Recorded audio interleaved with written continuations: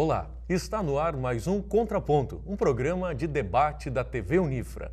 E hoje, mais uma vez, vamos destacar assuntos que foram destaque na mídia ao longo desta semana. Conosco, na mesa, mais uma vez, os professores Alexandre Macari, do curso de História, o professor José Maria Pereira, do curso de Economia da Unifra, e também de volta agora, já que faltou na semana passada, não pôde vir, está de volta conosco, com muita satisfação a gente recebe, o professor Paulo Ferroni, do curso de Direito. E os assuntos de hoje são: violência em Santa Maria, homem é baleado no calçadão da cidade. Na sequência, quanto custa viajar para Porto Alegre de avião? E ainda, por fim, futebol é esporte de elite?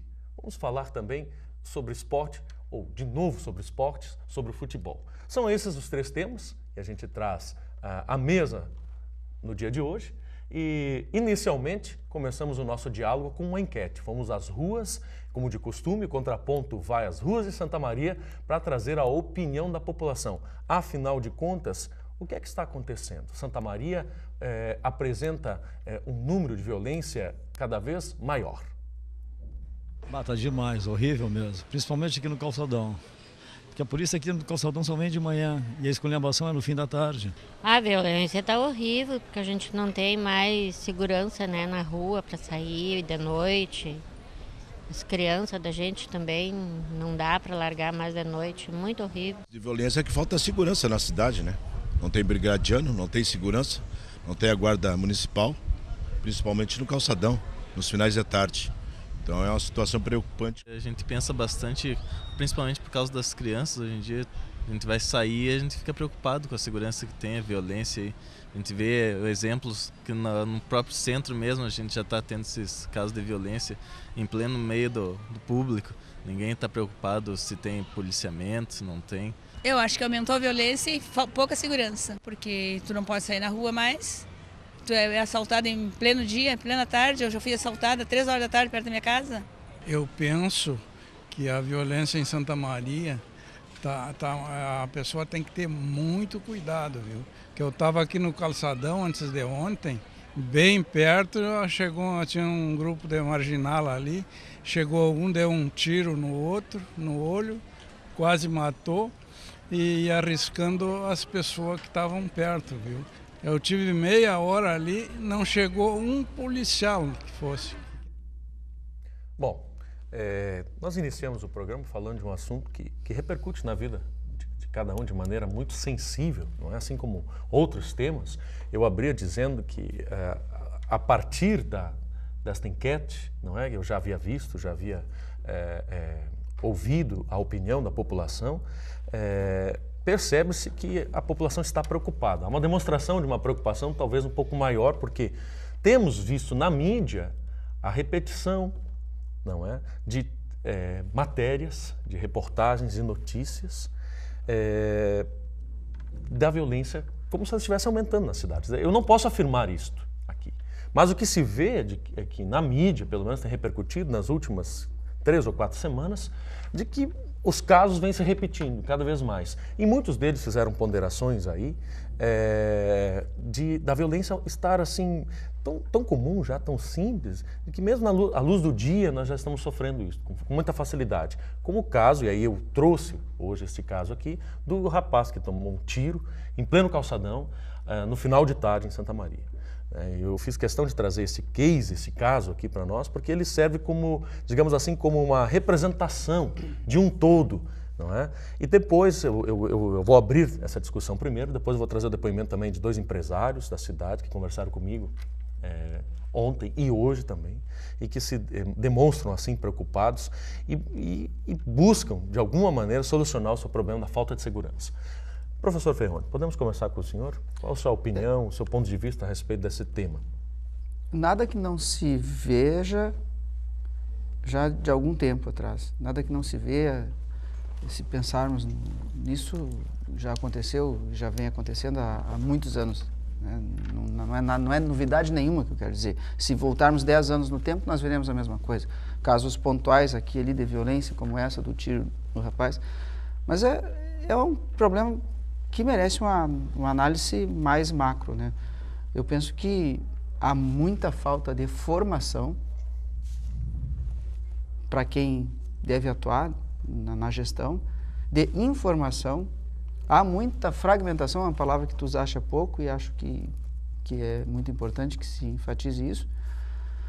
E ainda nós temos que pensar aí na falta de políticas que modifiquem essa cultura anacrônica de lidar com o crime e com a violência.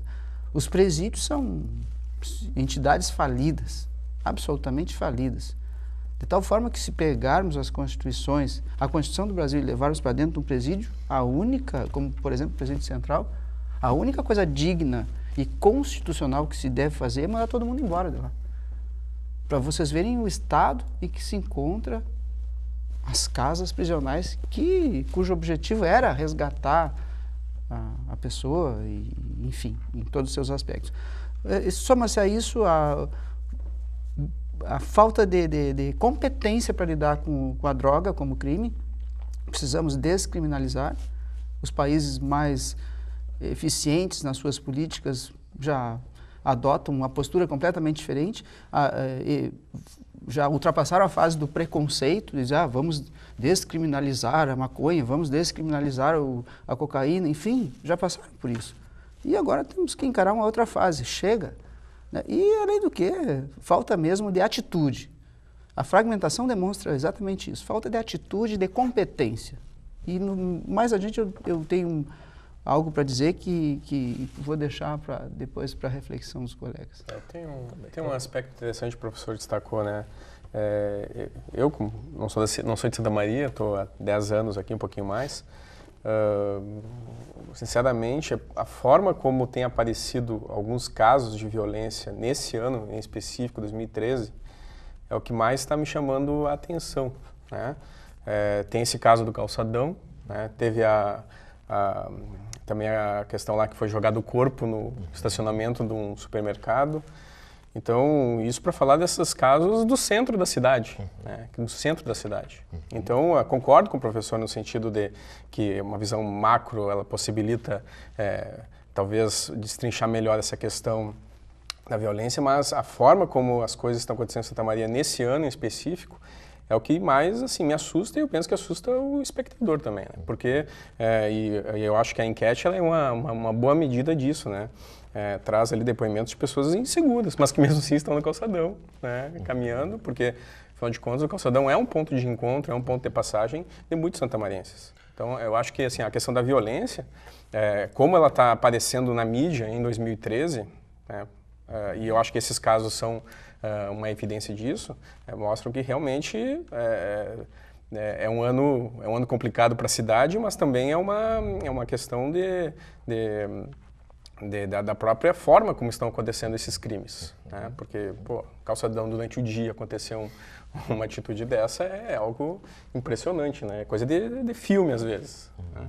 Quer dizer, parece inusitado, pelo menos. Podemos dizer assim, do ponto de vista jornalístico, nós chamaríamos de o inusitado. Quer dizer, se há um critério de noticiabilidade, ou seja, se nós somos pautados por critérios. Antes de levarmos uma notícia para um jornal, professor Ferroni e colegas, nós nos pautamos por alguns critérios, afinal de contas. O que é que realmente nós temos que levar em consideração para que uma notícia vire notícia, para que um fato se torne notícia, né?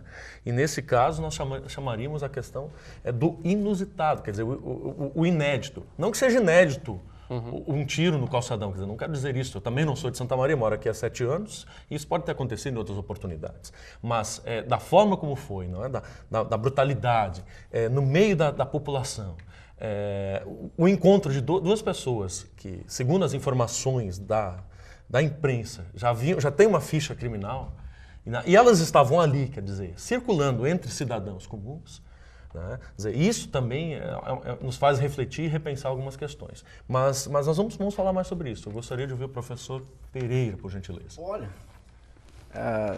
além do que foi dito, eu não tenho... Não sou especialista também no assunto, né? Eu acho que tem vários olhares que a gente pode ver essa questão da violência, mas Um deles é a questão da impunidade, né? Porque a gente vê a todo momento, né, exemplos, né, de impunidade. Quer dizer, as pessoas certeza da impunidade, né, cometem crimes, não acontece nada. Logo elas vão para o semiaberto, esses julgamentos demoram uma eternidade. A polícia não consegue manter a prisão, os juízes não conseguem manter também? Então, quer dizer, entre os vários olhares, né, que foram abordados essa questão, eu acho que a impunidade, para mim, eu acho que é interessante, eu acho que mais na área do professor Ferroni, né, a questão, por exemplo, da maioridade penal, né, que também se discute hoje no Brasil, né, porque grande parte dos crimes são feitos por menores de idade. Inclusive, esses menores assumem, no caso do tráfico especialmente, né, assumem a autoria dos crimes, né, às vezes quando nem são responsáveis pelo fato que eles sabem que eles vão ficar na casa de detenção, né, e por muito pouco tempo, e logo depois eles vão ficar livres. Então, acho que a impunidade é um ponto importante. Outro, eu acho que no caso específico aqui de Santa Maria, do centro da cidade, talvez a pouca efetividade das câmeras de segurança, né? Quer dizer, porque não adianta, acho que na enquete nós vimos isso, não adianta ter câmeras de segurança se a polícia não está próxima. Quer dizer, se demora muito para chegar, né? E se não há também a questão do policiamento preventivo, acho que ostensivo, esse que é o mais importante, né? Quer dizer, do marginal perceber que a polícia está na rua. Então eu não sei exatamente, acho que a Santa Maria tem um contingente de brigadianos bastante alto, pelo menos pelo que eu ouvi falar, e aí eu não sei como é que é feita essa escala de brigadianos. Nós, por exemplo, eu moro num bairro em Santa Maria, simplesmente não existe policiamento do bairro, quer dizer, mas nem passar pelo menos uma vez à noite, né, para tentar pelo menos fazer uma demonstração de que a polícia está próxima do cidadão, que a polícia está presente, que na verdade eu acho que o cidadão se sente hoje cada vez mais desprotegido. Haja vista, por exemplo, o progresso dessas empresas de segurança privadas, de proteção ao patrimônio, entre outras. Então, eu acho, em todos os aspectos que a gente percebe hoje, quase uma ausência, ou talvez a ausência seja uma palavra exagerada, mas a pouca presença do Estado, né, entre elas na questão da proteção ao cidadão. Eu faço um gancho com o professor Pereira quando fui abordado hoje por dois empresários da cidade, um do ramo calçadista e outro do ramo de alimentação, enfim, dono de restaurante. Né? Serviços, né, que são prestados na cidade, pagam seus impostos e foram em momentos diferentes. Né? E a reclamação deles vem ao encontro do que o senhor está colocando. Quer dizer, são dois empresários do centro da cidade e que aproveitaram a oportunidade para conversar comigo, sabedores do programa também, obviamente, não é? Fizeram questão de me abordar e me falar do quanto sentem a falta de intimidação do crime no centro da cidade, especialmente na falta de contingente de sujeitos ou da polícia. Quer dizer, um deles dizia assim, que por muitas vezes teve que abrigar estudantes de cursinhos pré-vestibular que saem tarde da noite. Tem alguns cursos que liberam às 11, 15 da noite. Teve que abrigar estudantes porque se sentiram intimidados ou com medo de seguirem a rua Venâncio Aires na direção do calçadão, porque foram abordados ou intimidados verbalmente por alguns chamados assim de vagabundos, não é? Foi a expressão utilizada pelo empresário. E isso tem acontecido rotineiramente, segundo o empresário. Quer dizer, isso já tinha se tornado uma rotina. Que era comum ele abrigar no restaurante dele estudantes que estavam com medo de ir para casa. E que muitas vezes ele que fecha o estabelecimento dele por volta de 11h15, 11h30 da noite, teve que fechar por volta de meia-noite, meia-noite e 15, mais tarde ele ir embora, e ele também vai embora a pé. Não é? E aí ele estava dizendo que está difícil ele poder ir para casa. Por quê? Porque ele queria ajudar a gurizada. Né? E assim foi o depoimento do outro empresário também, né? Que teve um problema já no seu estabelecimento, segundo ele foi um assalto à luz do dia. Né? E essas duas reclamações eu trago aqui hoje assim como forma de reflexão do caso que aconteceu, quer dizer, um rapaz baleado no centro, no calçadão. Eu penso que esses dois casos aí, e esse que relatou o professor, sejam casos pontuais e que não demonstram a crise O caso da senhora que foi deixada no Nacional, o cadáver que foi deixado no Nacional, é um caso pontual e por ação de uma pessoa psicopata, né? O caso deve ser revanche ou vingança, eu não sei, no caso do Calçadão ali, bem específico. Acho que esses casos aí são pontuais e não refletem essa violência por crise na gestão da situação toda. O caso do supermercado, por exemplo, né, que repercutiu no estado inteiro, né, o assassino já tinha antecedentes, né?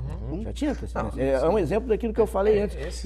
A reclamação e no caso também, Maicon, aqui não precisamos ir muito longe, né? Basta na saída aqui da Unifra, quando sai por volta de 22 horas, a gente sabe que aqui é uma aglomeração. Olha, eu nunca vi esse é por conta da brigadianos, droga. Nunca vi. É por conta da droga. Não, eu sei, mas eu tô falando droga, assim, quer dizer... quer assaltar para comprar droga. Mas há uma aglomeração muito grande, né? E que deveria pelo menos aparecer que fosse uma vez por semana.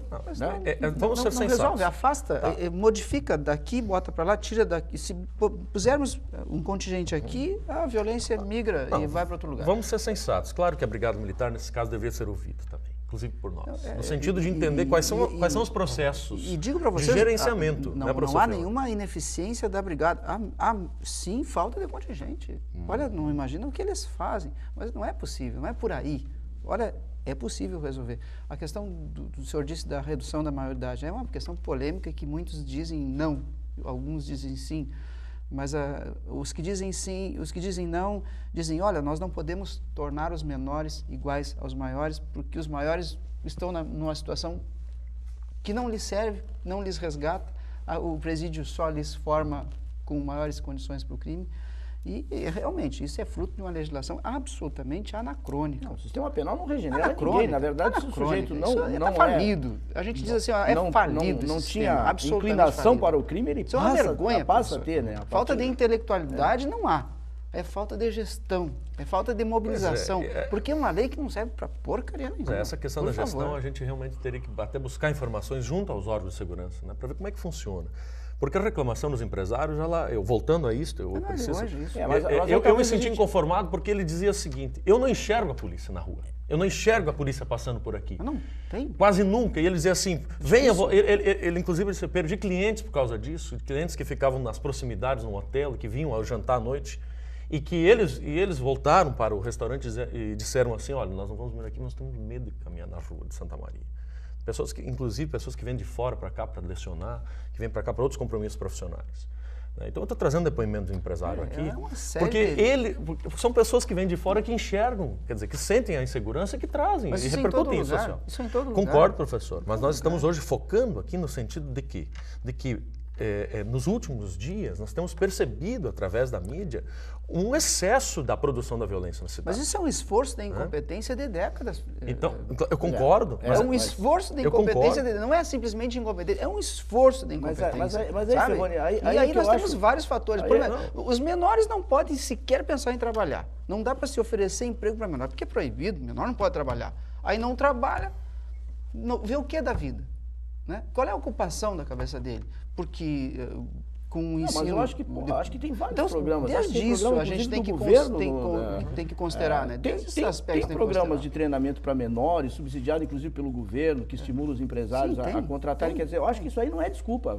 Não, é parte do problema, sabe? É parte do problema. Porque a gente vê as pessoas absolutamente desocupadas, professor. E ninguém consegue dar emprego para essas criaturas porque não pode dar emprego. O Ministério Público do Trabalho vai lá e acaba com a vida desse empresário. O que eu acho chato é isso, é a ideia que não tem solução.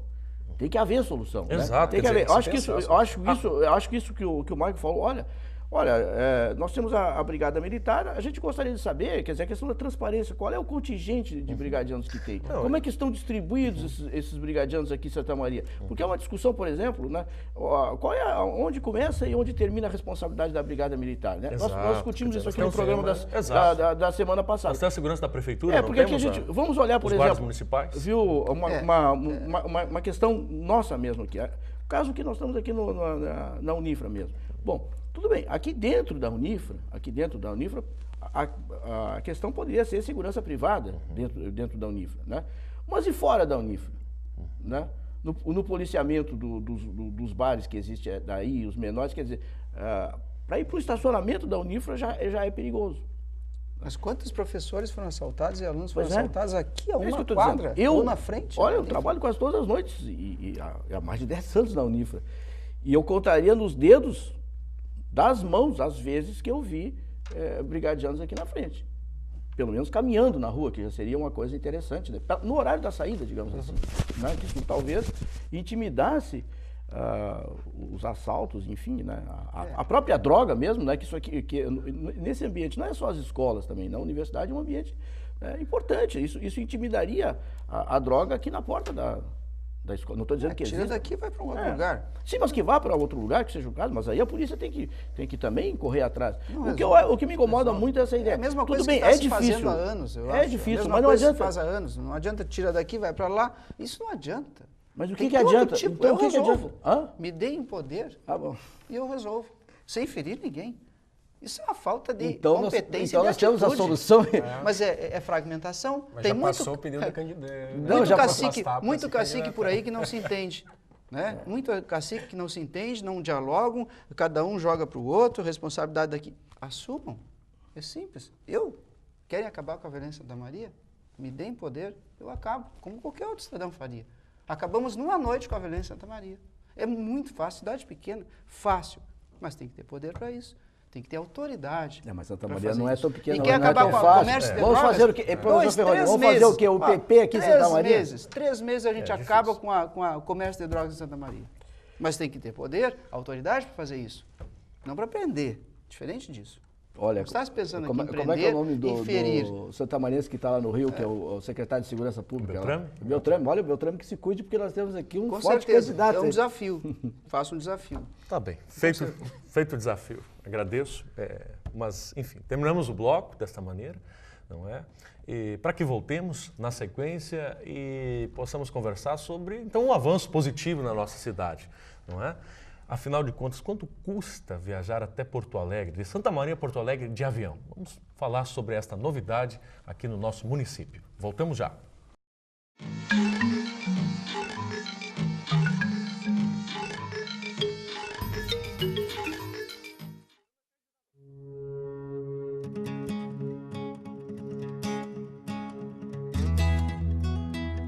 O que você aspira?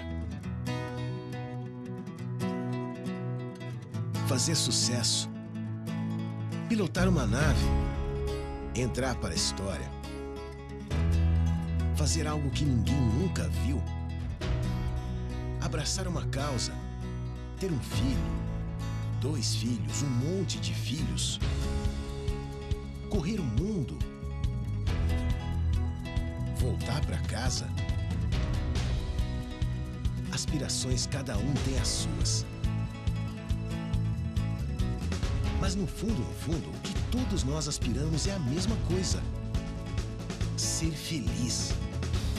E ser feliz não é um destino.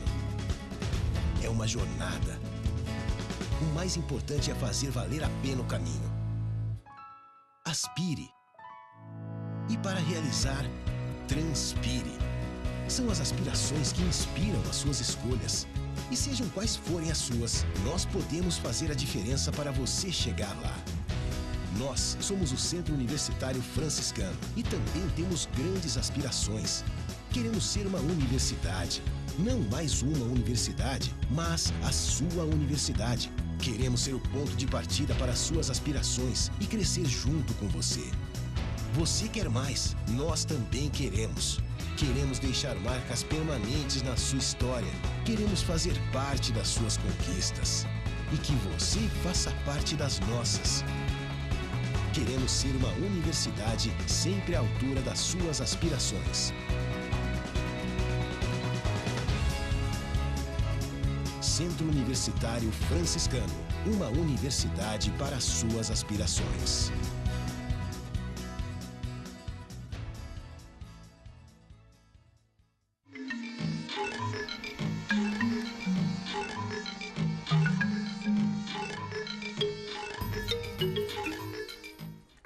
Muito bem, de volta, segundo bloco do Contraponto, agora para debater uma novidade há muito tempo esperada em Santa Maria.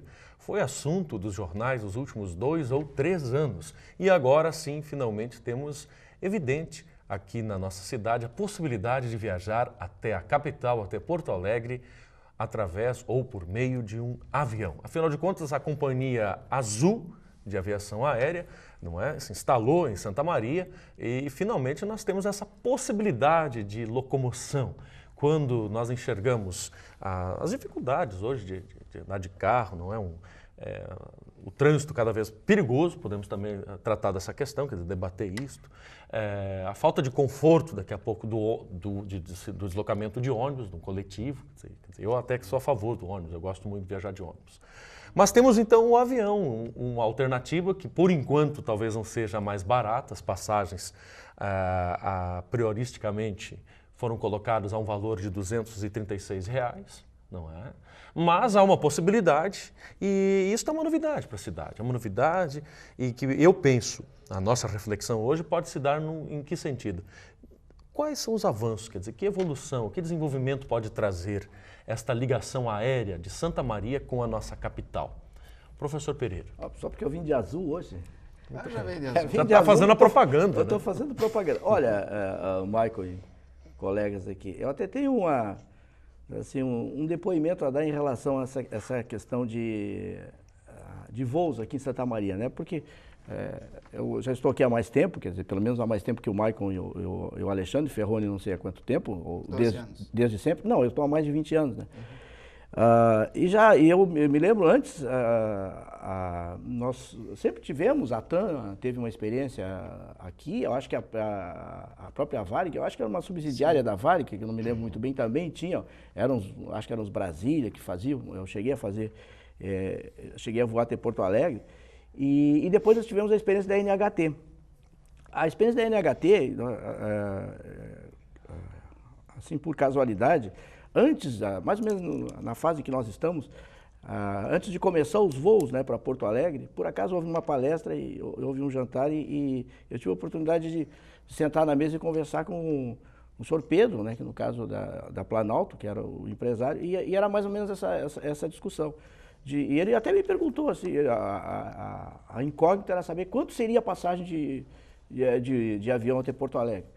E eu falava para ele, olha, eu acho que não pode ser um valor muito alto, né, porque Santa Maria é uma cidade de renda média baixa, né, até pelo tamanho do PIB, é um contingente de classe média, basicamente, de militares e tal. Mas eu acho que se o valor da passagem for um valor razoável, vai ser muito importante para a cidade, porque a gente sabe que nós temos aqui esse contingente, como eu disse, de funcionalismo público, né, a própria Universidade Federal mesmo, que tem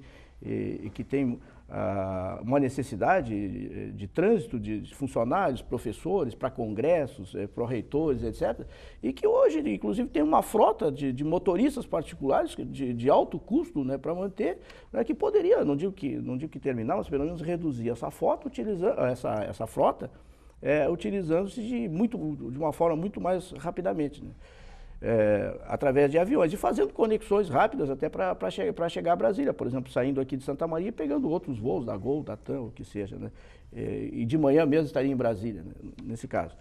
O que aconteceu? No início, o valor das passagens era mais ou menos, e até alguns bancos tinham um valor que era a mesma coisa. 2 vezes o valor do ônibus, mais ou menos. Mas o que aconteceu depois ao longo do tempo? O valor da passagem da NHT se tornou muito mais alto do que a passagem das grandes companhias de Porto Alegre até Brasília, por exemplo, ou até São Paulo. A passagem, eu me lembro que nós computávamos aqui no índice do custo de vida aqui de Santa Maria, e era na faixa de R$ 450, o dobro do preço que está sendo cogitado agora. Então, quer dizer, eu espero, né, honestamente, que essa companhia, eu sei que a Azul se caracteriza por promoções, é uma empresa maior e tudo, e eu acho que seria interessante, mas espero que dessa vez seja para ficar, e não uma questão só transitória, temporária, como foi dessa última experiência. Eu concordo com o professor Pereira, eu diria, esse filme eu já vi. A minha fala no início seria essa, esse filme eu já vi. A promessa de passagem barata, isso surgiu com a NHT aqui e não se consolidou, acho. que nós veremos a mesma coisa, repetição. Talvez seja pelo custo alto da manutenção das aeronaves, enfim. No entanto, agora sempre é bom dizer, eu sou cético. A passagem de ônibus, eu acho que tem que fazer também aproveitar essa oportunidade para comentar sobre isso. A minha opinião, é muito alto o valor da passagem de ônibus. Hoje, o indivíduo é estimulado a utilizar o veículo particular, porque se forem 2 pessoas até Porto Alegre, já sai mais barato que o ônibus. Eu não consigo, como economista, entender que cálculo é esse. Porque se no ônibus cabem mais ou menos mais de 45 passageiros. Né? E como é que vai sair mais barato o indivíduo ir de carro? Claro, alguém pode dizer, não, mas tem, quer dizer, os pneus, o desgaste dos pneus, mas mesmo colocando tudo isso, não dá para acreditar, né, que a passagem de ônibus o que seria seja mais barato ir de carro 2 pessoas do que 45 pessoas. O de carro continua sendo mais vantajoso ainda, é isso? Tem uma outra questão também que eu vejo pouca gente comentar, mas que é notório, que, por exemplo, de carro é mais em conta Porto Alegre 2 pessoas, contando pedágio, gasolina, enfim. Né? Ocorre que, se a gente for pensar para ir de avião a Porto Alegre, a gente conta o valor promocional da passagem.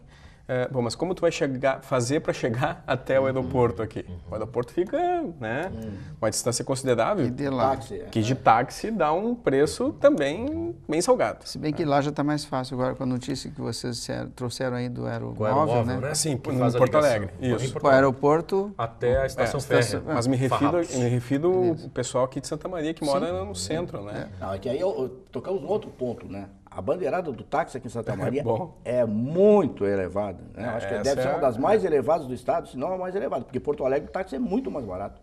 Esse é um aí é outra questão. Não tem movimento trazer nos táxis, a gente vê filas de táxi parados, né? E a gente tem inclusive um transporte extremamente perigoso, que é o mototáxi aqui em Santa Maria, que poucas cidades liberaram, Santa Maria é uma delas. Né? É arriscadíssimo, entre outras coisas, porque as pessoas acham o preço do táxi muito alto. Mas a provocação do Michael era também essa, quanto custa viajar a Porto Alegre. E esse deslocamento, geralmente, o pessoal não faz, né? Pensa, o preço da passagem inicial é 49 mais as taxas, né? De avião. Né? Bom, e como é que eu vou fazer? Alguém vai ter que me levar até o aeroporto, vou de ônibus. Não, e tem mais um detalhe. O aeroporto nosso, na verdade, é o aeroporto da base aérea, de Santa Maria. Identificação. Não, é tudo isso. E que não tem uma infraestrutura de aeroporto. Né? Quem conhece não... Ela começa a se moldar aos poucos, está num processo. E depende de autorização da base aérea para funcionar e etc. Quer dizer, já começa por aí. Quer dizer, falta uma estrutura ainda, professor Pereira, o senhor acha? Acho que falta muita coisa. Para a gente ter um voo regular e duradouro, eu não estou torcendo contra, pelo contrário. Acho que Santa Maria, até se for uma passagem, como essas empresas costumam fazer, passagens promocionais e considerando o contingente de funcionalismo que precisa se utilizar viajar para Porto Alegre, seria interessante. Eu me lembro há cerca de um ano atrás, inclusive repercutido pela mídia também, o prefeito César Sirmer trazendo uma questão de que a vinda ou a facilidade de transporte e transporte aéreo para Santa Maria atrairia empresários para a cidade. No sentido de que eles também teriam facilidade de deslocamento e de volta, não é? E que isso facilitaria, digamos assim, a gestão dessas empresas que se deslocariam até o município, até o centro do estado. Eu me lembro disso, me lembro de uma pergunta de um repórter, de uma posição. Eu quero saber se isso é possível, se isso é verdade, quer dizer... Mas, Michael, aí eu acho... isso traria evolução para o município. Aí eu acho que é mais uma questão aqui, o que vem antes, o ovo ou a galinha? Exatamente isso aí. Eu acho que exatamente isso aí, não adianta... Não é uma posição minha. Se nós tivéssemos empresas... Eu vou dar um exemplo da própria Azul, eu até estava comentando antes, né, aqui nos bastidores, da própria Azul. Por exemplo, tem voos, né, da Azul, de Porto Alegre para Chapecó, todos os dias. Esses voos saem, se não me falha a memória. Não é por nada que tem. 6h30 da manhã. Potencial para isso. 6h30 da manhã e depois volta 18h30 mais ou menos. Por que isso? Por causa dos executivos, do pessoal dos grandes frigoríficos que trabalham naquela região ali de Santa Catarina. Mas essa era a ideia da municipalidade na época. Mas se nós tivéssemos muitas grandes indústrias aqui em Santa Maria, eu não tenho dúvida que mas a ideia é a atração, professor. O que o professor está falando... mas eu acho que primeiro tu cria demanda e não o contrário. Exatamente. Petrolina e Juazeiro. Petrolina no estado, Juazeiro na outra, né? Pernambuco e Bahia. Um aeroporto internacional. Por quê? Porque quiseram, porque disseram que seria melhor? Não, porque precisava, por necessidade. Havia uma demanda. Havia demanda. Havia uma demanda. Não, justamente, eu gostaria de ponderar essa questão, quer dizer, até que ponto isso é verdade, quer dizer, até que ponto isso funcionaria assim. Quer dizer, vou criar, então, uma linha aérea para atração de empresários ou primeiro cria uma demanda? Quer dizer, eu acho que Santa Maria, não sei exatamente, né? Acho que a gente tinha que retornar com o trem, viu? Esse voo, mas eu acho que funcionaria, talvez, da única maneira que poderia funcionar por mais tempo, seria, no caso, um avião que vem de outros lugares, que vai fazendo escalas, como a TAM faz muito isso no interior de São Paulo. E uma das escalas seria Santa Maria. Aí teria demanda. Né? Aí teria demanda, mas aí teria que se sujeitar aos horários de voos, etc. E tal. Isso era que a NHT fazia, né? Era que a NHT fazia. Na verdade, a NHT não era tanto assim. Depois ela começou a aumentar, foi para Santa Catarina, etc. E eu acho, mas isso também dá, não, acho que traz problemas, mas era uma maneira de manter uma demanda regular e talvez manter a companhia atuando, porque eu acredito que pelo valor da passagem... Vamos manter o mesmo... equilíbrio aí de valores. É importante não pensar. Vejo novidade. A gente não falou da questão do tempo também. É importante pensar. A eficientização do tempo com a chegada do avião também qualifica um pouco, né? Sem dúvida, porque se formos pensar assim, ó, às vezes para sair aqui do centro até Camobi, tu leva 40 minutos. Que é o tempo de voo. Que é o tempo de voo de avião até Porto Alegre. Então, eu acho que o prefeito e as entidades responsáveis poderiam pensar nisso também, né? E precisamos pensar em alternativas para o futuro. Para o futuro. Por que não pensar num trem mais veloz? Por que não? Pois eu penso também que o município, né, deve pensar em que como atravesse todo o estado, vá de Uruguaiana a Porto Alegre, passe por aqui. Não fazer um trem bala aqui em Santa Maria, querendo fazer o do Rio para São Paulo. Não, aliás, isso aí... Não, tem que atrair concorrência. Mas é um absurdo. Eu ia dizer... Todo o transporte, né, a malha rodoviária do Brasil, que agora eu mesmo estava comentando antes, né, que estava viajando, o que tem de caminhão na estrada, que poderia tranquilamente ir por trem. Incentivo do transporte. É absurdo isso.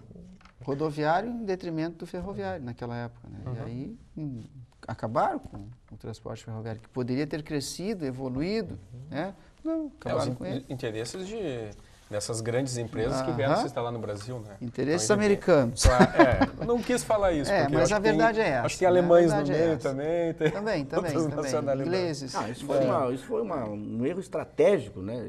Principalmente dos governos militares que optaram, né, pelo transporte rodoviário, né? Sobretudo transporte de carga, né? E sucatearam toda a nossa malha ferroviária. Mas foi desejado, né? Eu acho que foi eles desejaram isso. No caso da aviação férrea, foi a crônica de uma morte anunciada, né? Porque se tu não faz investimentos nesse setor, é óbvio que ele vai fracassar. Tá bem, vamos aguardar, ver quais serão as novidades em termos de preços, também as promoções e a concorrência que pode se abrir aí. Nesse caso específico que eu estava me referindo, o caso para Chapecó, essa empresa faz promoções, quer dizer, quem compra a passagem, por exemplo, com 30, 40, 60 dias de antecedência, pode conseguir preços que, deve se equilibrar com o preço da passagem de ônibus. Aliás, esse é outro desafio interessante, né? Porque antes, quando nós tínhamos a NHT e a Planalto, é tudo do mesmo grupo, quer dizer, aí não havia concorrência. Agora nós vamos estabelecer uma certa concorrência, mas eu duvido que a passagem do ônibus baixe, mas em todo caso não custa sonhar, né? Certo, eu acho que é a chegada da concorrência que vai estimular. Claro, a concorrência é a coisa mais importante que tem numa economia de mercado, porque senão não seria economia de mercado. Só que a gente, fala-se em concorrência e a economia cada vez se concentra mais. O próprio setor aéreo, né, que a gente vê que né, só tem 2 grandes companhias e as outras são todas subsidiárias. Tá certo. Assunto do nosso segundo bloco se encerra por aqui. Na volta, vamos falar de novo de futebol. Vamos falar sobre a elitização do futebol brasileiro. Esse é o tema. Fique mais uma vez com a gente. A gente volta já.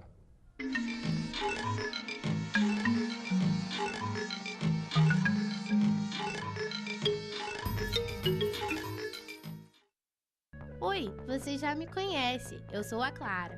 Já imaginou chegar na faculdade morrendo de sede e não ter água para beber? Ou chegar em casa louco por um banho e não poder tomar? Aposto que não seria legal. Água, para não acabar, devemos poupar.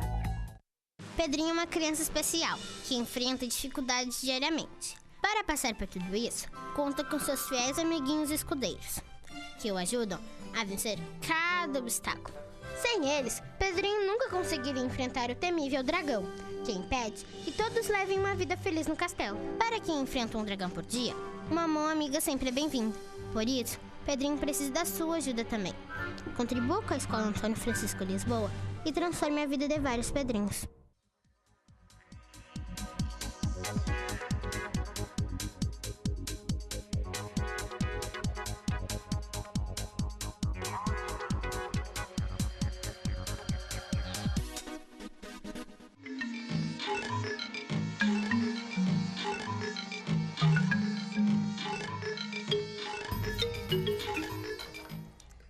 O futebol volta a ser pauta desta mesa e hoje vamos falar sobre a elitização do esporte. Nós chegamos a, de alguma maneira, pincelar essa questão no encontro passado, mas uma reunião acontecida no Esporte Clube Internacional fez com que o professor Alexandre nos sugerisse mais uma vez esse assunto para que nós pudéssemos penetrar assim um pouquinho mais na tessitura sobre a elitização do esporte, ou seja, o Internacional aprovou uma proposta, os conselheiros aprovaram uma proposta, sob protestos, vale-se dizer assim, não é? Muitos torcedores foram contra, um processo, como podemos chamar assim, de setorização do novo estádio, do gigante, não é? Da Beira-Rio. E isto, pelas informações que circularam nas redes sociais, e eu admito que eu pude ler assim com bastante atenção, como gremista que sou, porque eu gosto de ver o circo do outro lado pegar fogo. Isso não houve uma animosidade aí, porque a questão da setorização, isso vai acontecer, ou já acontece no Grêmio também, a gente sabe disso, em outros clubes, tem a possibilidade, ou na verdade, tem em vista o aumento do valor do ingresso, não é? E a dificuldade de acesso a alguns torcedores, ou pelo menos a uma boa parte da classe dos torcedores, e podemos assim dizer também, Alexandre, eu vou me adiantar nisso e você depois você pode me corrigir, você está mais por dentro do que eu, mas das leituras que eu pude fazer assim, a maior parte dos torcedores, aí eu vou abrir para os colegas, dos torcedores, daquelas torcidas organizadas, são formados essas torcidas organizadas são formadas por pessoas da baixa renda. Não é a alta renda que se organiza e que monta. É a classe média baixa, ou classe C, D e E, podemos assim dizer. Que vai, que paga, que vira sócio e que participa efetivamente. Não? E inclusive que viaja. Não sei.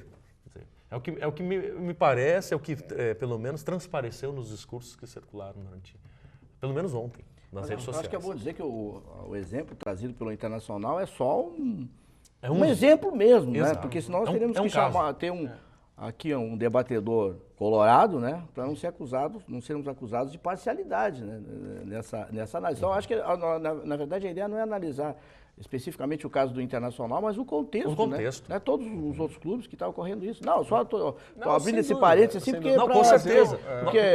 Porque o Maicon falou, que de brincadeira ele falou que torcia contra e tal, mas não, acho que não é essa a questão. Não é essa a questão. O tema é essa, a ideia da elitização. É abrangente. E eu até na semana passada, discutindo aqui, eu acho que qualquer um pode ver isso, a gente está vendo estádios lindos, maravilhosos no Brasil, mas o que chama a atenção, olhando pela própria televisão, são os vazios nos estádios. Nos campos centrais. Campos centrais. Bom, vou começar com o Alexandre, que é o exato, Alexandre é especialista em futebol. Justamente. Não sei se ele joga bem, mas mente bastante sobre futebol. Isso, a gente no futebol se mente muito e na economia também, né, professor? Bom, a questão que eu coloco primeiro, tranquilamente falo sobre o Esporte Clube Internacional, mesmo sendo gremista, porque quando a gente tenta pesquisar a história do futebol, a gente tem que cortar um pouco essa ideia da identificação clubística, da paixão e mesmo Apesar de que quem tem fama de elitista, historicamente, são os gremistas. É isso que eu ia tocar também. Grêmio, não o Internacional. E aí esse é um dos elementos da provocação dessa chamada. Exato, né? mas é por isso mesmo que... Então, assim, o que a gente coloca, né? Bom, o Internacional sempre foi um clube identificado com a questão popular, né? Isso principalmente desde a negação, né, dos fundadores do Inter em serem aceitos pelo Grêmio, lá na sua origem, né? Evidente que muito tempo se passou, o futebol se transformou isso nós já comentamos. Depois, o Grêmio é de 1913, isso, né? O Inter é de 1909. Um pouquinho depois, isso. Né? 6 anos. Isso. E aí, como nós comentamos já algumas falas aqui, o futebol já é um grande negócio, né? Então, o fato do Internacional ter criado essa ideia da setorização dos espaços, evidente que é uma nova realidade que se coloca para quem vai assistir o futebol nos estádios. Um outro elemento que se coloca, e principalmente Internacional, Grêmio e São Paulo, né, aparece bem claro isso, é a questão dos sócios. O Internacional tem 103 mil sócios, segundo os dados do clube, que pagam em dia. Evidente que o novo Beira-Rio não vai comportar toda essa população, né? Mas é evidente que o Internacional também tem muito mais do que os sócios de torcedores. E aí se coloca, o Michael citou a questão das torcidas organizadas, né? É notório também que os clubes, pelo menos até antes da formação das arenas e dos novos estádios, os clubes eles cediam ingressos para os torcedores. A torcida do Grêmio tem isso, é uma questão que se questiona, inclusive. Eles podem até ser sócios, mas não pagam ingresso. Né? Então eles recebem esse acesso para dentro do campo. E aí acontece o que? Realmente, a população de baixa renda e que ocupa um espaço, no caso da arena, que fica atrás do gol, o espaço conhecido como geral. Né? E que quem vai ao campo gosta de ver isso. Gosta de ver as pessoas cantando, as pessoas torcendo, vibrando e, né, tendo esse tipo de dimensionamento para quem está dentro do estádio. O professor Pereira destacou que quem vê pela TV acompanha os espaços vazios nas partes centrais. É o que tem me chamado mais a atenção, não só aqui, em todos os lugares. Certamente pelo preço dos ingressos. Sem dúvida. No caso do Inter, quem estipula o valor ainda, no caso do Grêmio já não é mais assim. No caso do Inter, o Inter ainda define o valor dos ingressos. Certo. Não vai definir outras questões ligadas à sua... Há um convênio com uma administradora. Convênio não, né? Há um acordo com a administradora do estádio. Mas acho que o Inter conseguiu revisar depois daquela queda de braços, né, que até o próprio governo federal interferiu, segundo se diz, né? Acho que conseguiu condições mais vantajosas até do que o Grêmio. Né? Bom, me Quer parece dizer, custou, parece que não andava as obras, não sei o quê. E aí chegou um ponto de ruptura. Depois com o novo presidente, com o Fábio conseguiu revisando. Né? Porque a questão parece que era problemática.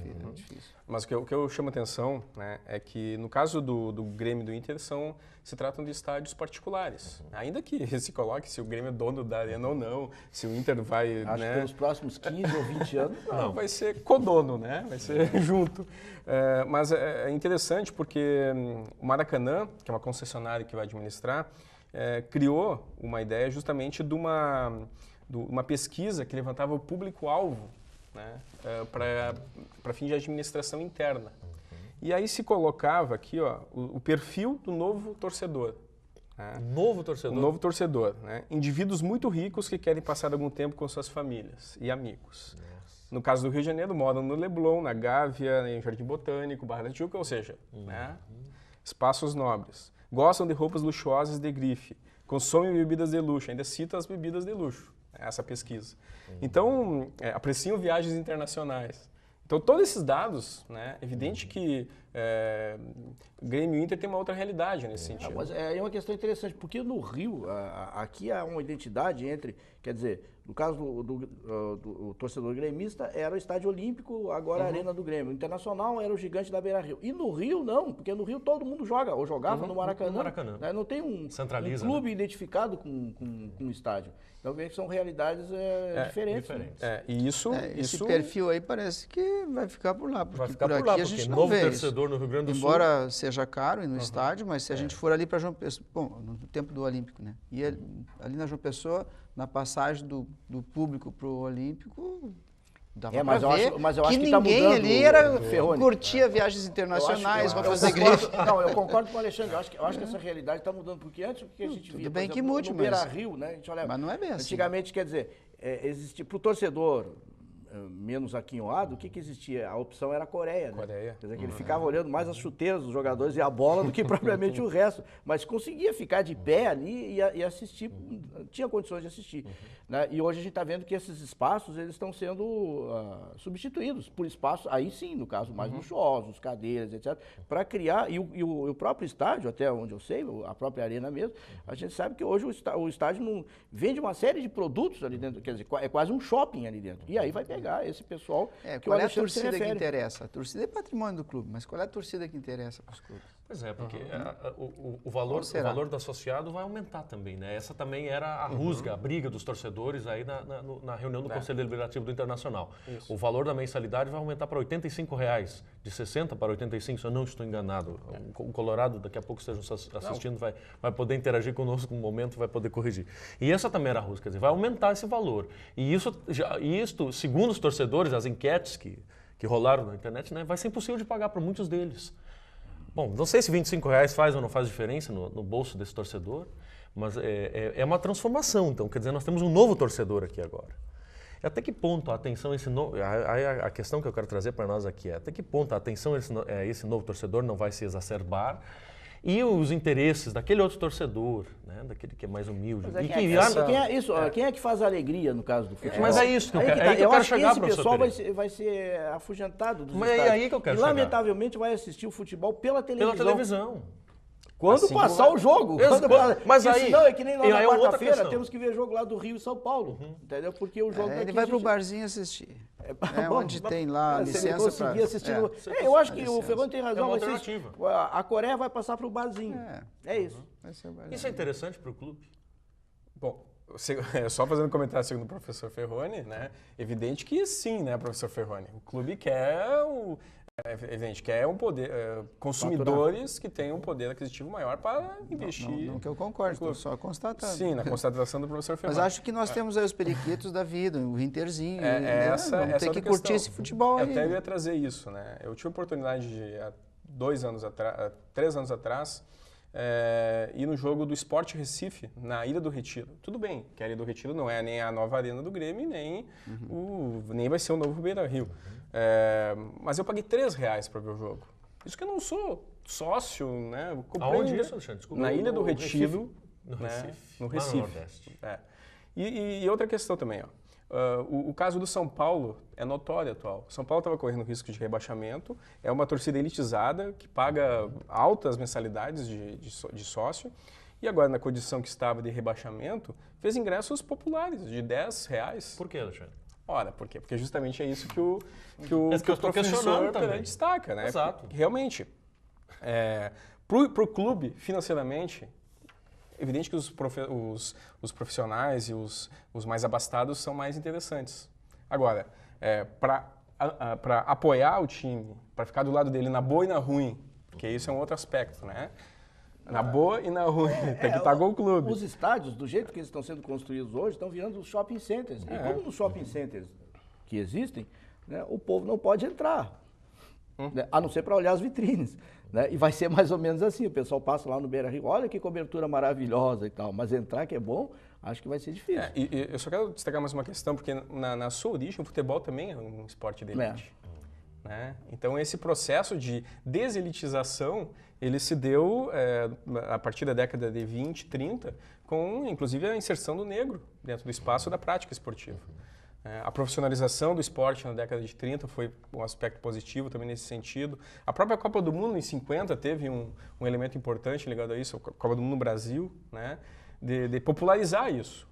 E agora, com a Copa do Mundo, em 2014, parece que estamos voltando a uma ideia de elitização, é claro que acompanhada isso, com né? O país a conjuntura. Pois é contraditório. Eu acho que é uma contradição. Assim, do ponto de vista econômico, não. Acho que é mais uma manipulação. Porque o nosso futebol não vai deixar de existir, o nosso torcedor não vai deixar de torcer, a gente vai continuar vendo o torcedor do Interzinho, do Periquito, o futebol de várzea, enfim, a curtição pela televisão. Mas, professor, o torcedor da Coreia do Inter não existe mais. Não é. O torcedor que a gente via na televisão lá no Maracanã, a gente não vê mais.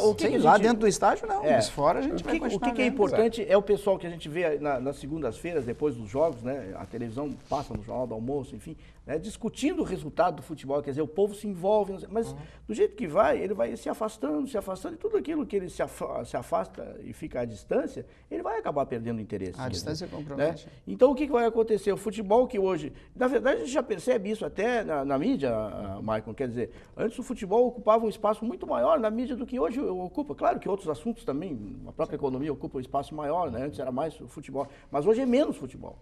Né? A gente percebe que é menos futebol. E o que interessa? Tudo é marketing. Né? Se o pessoal tiver menos interesse pelo futebol, acho que aí compromete a própria arrecadação, né? Desses estádios, né? Dos clubes. Mas, na verdade, o futebol hoje no Brasil está virando uma réplica do futebol europeu, futebol de primeiro mundo, muito caríssimo, e que o povo não vai alcançar. Acho que a afetação ela vai ser cultural, ela vai ser muito negativa. A elitização do esporte, para mim, é negativa.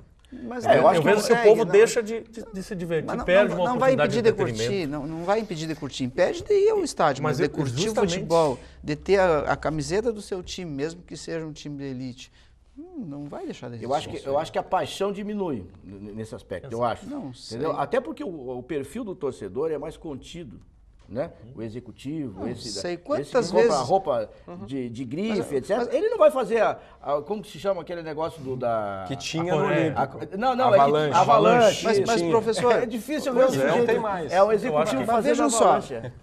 Quando que o interior mais foi ao Olímpico, ao Beira-Rio? Questão de uma década. Porque antes não ia. Curtia por onde? Pelo rádio, pela TV, e nunca deixou de curtir. Eu acho que a elitização e, de repente, tornar os ingressos mais caros não vai afugentar o torcedor, que vai achar outras formas de torcer, mas vai manter o seu time. Quer dizer, vai manter eu acho que do jeito que vai, a paixão pelo time. O futebol vai ficar mais ou menos como esses programas de auditório, né, que pagam as pessoas para ir lá fazer. Eu acho a que claque, o grande vai ficar show, desse jeito, porque o grande show vai ficar na televisão. Eu acho também que o show nós vamos perder substancialmente, é uma questão inclusive cultural, de Quantas diversão. vezes tu foi no Beira-Rio? Quantas vezes no Beira-Rio eu não fui, fui só uma vez. Quantas vezes tu foi no Olímpico? Uma vez. No Olímpico? Quantas vezes tu foi? Não tenho... Olha, eu perdi as contas. É mesmo? Perdi as contas. Quantas claro, eu morava foi, mais perto. Né? Quantas vezes o senhor foi? Pouquíssimas vezes, não tenho condições financeiras que nem o professor Ferrol. Eu morava mais perto. Quem mais tem condições aqui, viagem de azul, senhor? Sem dúvida. Né? Nunca viajei de azul. Vim de azul hoje para ver se eu ganho uma passagem.